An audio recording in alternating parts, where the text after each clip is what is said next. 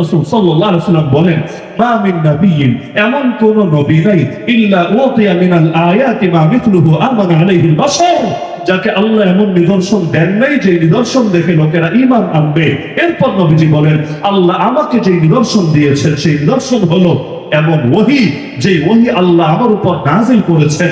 আর এই কারণেই আমি আশা করি কিয়ামতের দিন আমার অনুসারী হবে সবচেয়ে বেশি। তার মানে সব নবীর মুজিজা থাকে, আমার নবীরও মুজিজা আছে, কিন্তু আমার নবীর সবচেয়ে বড় মুজিজা চার দুই টুকরা হওয়া না। সবচেয়ে বড় মুজিজা আঙ্গুলের ভেতর থেকে ঝর্ণার মতো পানি প্রবাহিত হওয়া না। সবচেয়ে বড় মুজিজা মস্কের মুখে হাত বুলিয়ে দিচ্ছেন আর সেই মস্কের পানি সবার জন্য যথেষ্ট হয়ে যাচ্ছে। শুধু এটাই না, নবীর মুজিজা আল্লাহ রাসূল সাল্লাল্লাহু আলাইহি ওয়াসাল্লাম এমন বকরি, যেই বকরির সাথে এখনো কোনো ছাগল মেলামেশা করে নাই, কিন্তু নবীজি তার গোলামে হাত বুলিয়ে দিচ্ছেন আর দুধ নেমে আসছে।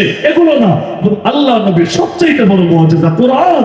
যে কোরআন আমাদের সামনে আছে, কিয়ামত পর্যন্ত থাকবে। নবীকে যদিও দেখতে পারি নাই সচক্ষে দুনিয়ার জীবনে, তো নবীর রেখে যাওয়া মুজিজা আজও দেখছি। আর সবচাইতে বড় কামিয়াব তো তারা যারা শুধু দেখছে না, নিজেদের সিনার মধ্যেও ধারণ করে রেখেছে।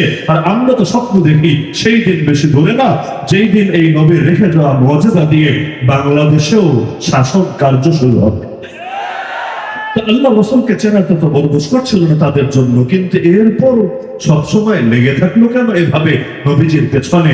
এটা না জেনে না, না বুঝে না, বরং গায়রুল মাগদুবি আলাইহিম ওয়ালাদ-দাল্লিন, এই আয়াতের একটা তাফসীর এটাও আছে যে গজবগ্রস্ত হলো তারা যারা জানার পরেও মানে না। ইলম আছে কিন্তু আমল হলো উল্টা।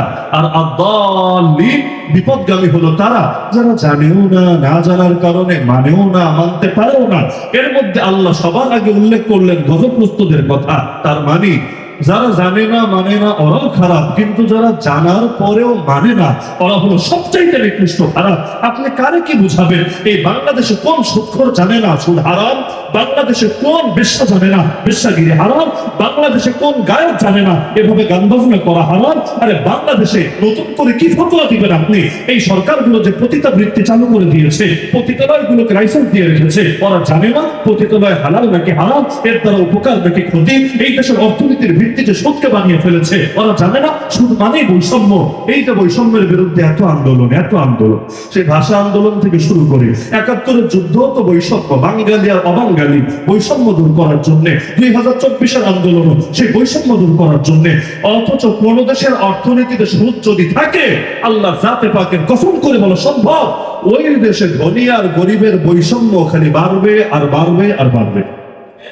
বৈষম্য দূর করতে চাইলে তো সবার আগে অর্থনীতি থেকে এই সুদকে দূর করতে হবে। কারণ স্বাধীনতা দিয়ে কি হবে মুক্তি যদি না আসে? স্বাধীনতা দিয়ে কি হবে মুক্তি যদি না আছে? আর ওই মুক্তি আবার কেমন মুক্তি, যে মুক্তির পরেও অর্থনৈতিক ভাবে কপালের মধ্যে মুসিবত লেগে থাকে দিনকে দিন। আমরা গরিব হচ্ছি না ধনী হচ্ছি? সাধারণরা জবাব দেন, আমরা গরিব হচ্ছি না ধনী হচ্ছি? ক্যাশ হয়তো বাড়ছে, কিন্তু আমরা আসলে গরিব হচ্ছি। আপনি দেখেন, এখন থেকে ১০ বছর আগে ১০,০০০ দিয়ে কি করতে পারেন, এখন ২০,০০০ দিয়েও তা পারেন কিনা আপনি দেখেন। দেখেন ক্যাশ বাড়ছে, কিন্তু বাস্তবতা এটাই, আমরা গরিব হচ্ছি। এখন এই দেশে ৪ কোটির বেশি মানুষ দারিদ্র সীমার নিচে বসবাস করছে। তাহলে এই সুদের মাসালা জানে না? আরে জানে না, সব জানে, ভালো করে জানে, জানার পর ইচ্ছাকৃত ভাবে বিরোধিতা করে। যদিও বিরোধিতায় লাভ আছে, ইসলাম জিনিসটাই এমন, যতবার এর দমাতে চায় ততবার দ্বিগুণ শক্তি নিয়ে সে আলো জ্বেলে যায়। দমাতে না চাইলে স্বাভাবিক গতিতে আগায়, দমাতে চাইলে ১০ গুণ বেশি শক্তি নিয়ে এগিয়ে যায়। তাহলে আল্লাহ নবীর সঙ্গে সবচাইতে বেশি ঝামেলা ছিল কাদের? ওই গরিব দুঃখী জনতা না নেতাদের? আরে কাদের? আজকেও আলেম ওলামার সঙ্গে সবচাইতে বেশি ঝামেলা কাদের? গ্রামের খেটে খাওয়া সাধারণ মানুষের নাকি বড় বড় নেতা নেত্রীদের? তাহলে সিলসিলা এটাই। কেন নেতাদের ঝামেলা কেন? ওই যে প্রথম যে কারণটা বলেছি, মূল দ্বন্দ্ব তো ভাই ব্যক্তি নিয়ে না, মূল দ্বন্দ্ব হলো আদর্শ নিয়ে। আর আদর্শটা যখন প্রতিষ্ঠিত হবে, সেটা মূলত এস্টাবলিশমেন্টকে আঘাত করবে। ইসলাম আসেই মূলত আগেরটাকে ডিলিট করে নতুনটাকে প্রতিষ্ঠা করতে। এই যে এখন সংস্কার সংস্কার বলে না, সংস্কার, বাস্তবে এই দেশে তো বিপ্লব লাগবে, বিপ্লব, পূর্ণাঙ্গ বিপ্লব। সংস্কার মানে কি? আগেরটাকে রেখে একটু এডিট করে দেন, একটু কাটছাট করে যেভাবে করলে সুবিধা হয় এভাবে করে দেন। আর বিপ্লব মানে কি?